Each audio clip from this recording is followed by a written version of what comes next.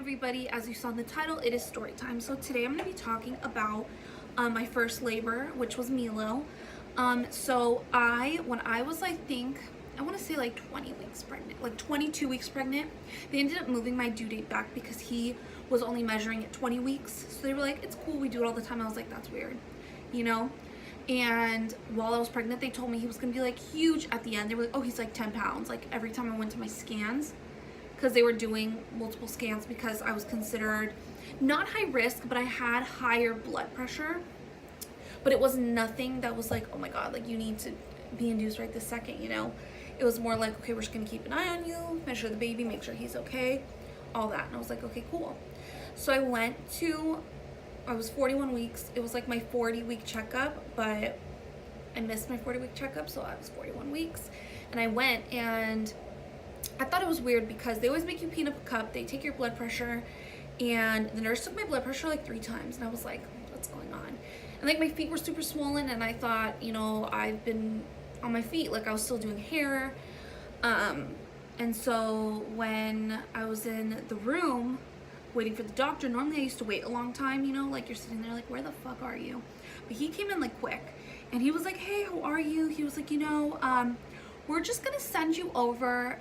They're just gonna do, you know, some tests. You're gonna be totally fine. It's super like, what do you say?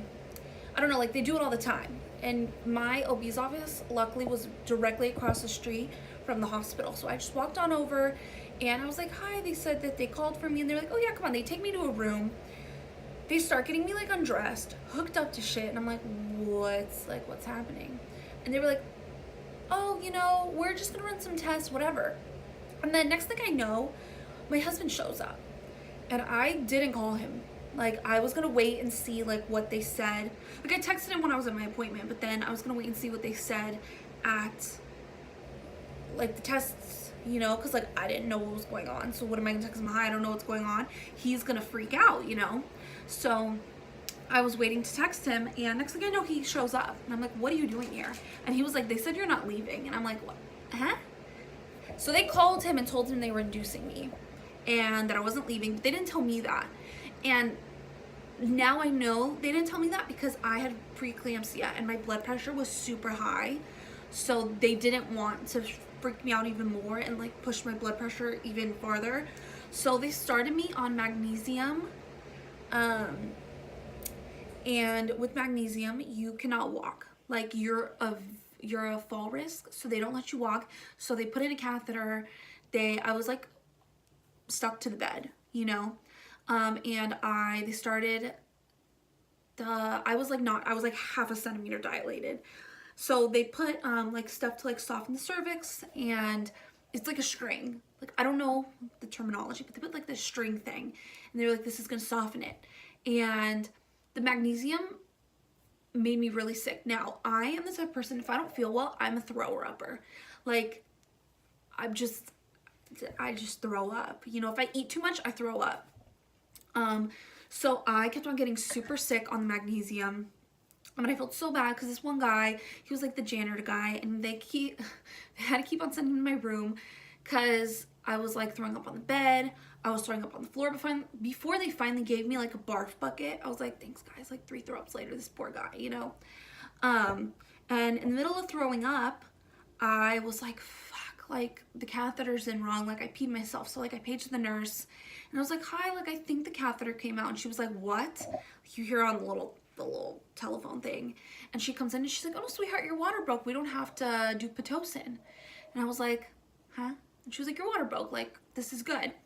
So from start to finish, I was in labor with Milo from when they started the cervix thinner, 6 hours. I pushed 20 minutes. I had an epidural. When I was like 4 centimeters, and I was in labor 6 hours. I slept like 2 or 3 of those hours.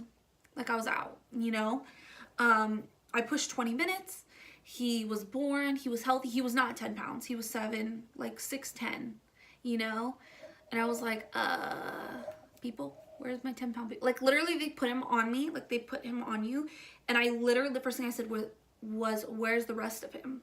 Because I was picturing this huge baby because they told me 10 pounds. Nope, 6'10". So after I had Milo, I did have an episiotomy, which is where they cut you so that you don't rip. I ended up having like 19 stitches with Milo, and it's just part of what needed to happen. It's better for them to cut you so it's a clean line than for you to rip and you have 3rd-degree tears or whatever, you know. I don't know like the exact terms, but after I had Milo, I went back to work 3 days later. And I'm not going to say that childbirth is easy, but after I had Milo, people would be like, oh my God, how was it? And I'm like, honestly, for me personally with Milo, I was like, it was not bad. Like, people made it seem so much worse, you know? And now I know after having 2 kids that every birth is different. So although I had an easy birth with Milo, even though with Milo I was on magnesium until they released me from the hospital. So I could not get out of bed. I had the catheter, like literally they had to do everything for me because they would not let me get up because I would fall. And then he had a little bit of jaundice, which is very common. So when I went home, you know, they were like, put him in sunlight and all of this and that and make sure he's having wet diapers.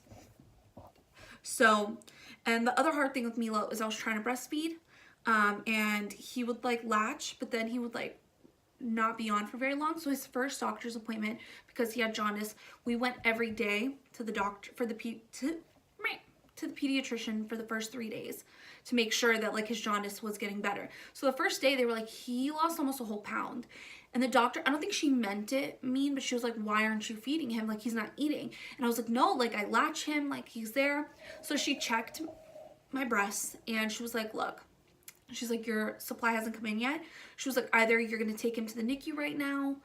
I can call them. They'll have you waiting. They'll be waiting while you get your supply up. She was like, or you can go to Walgreens because it was down the street. And she was like, and you can buy some formula.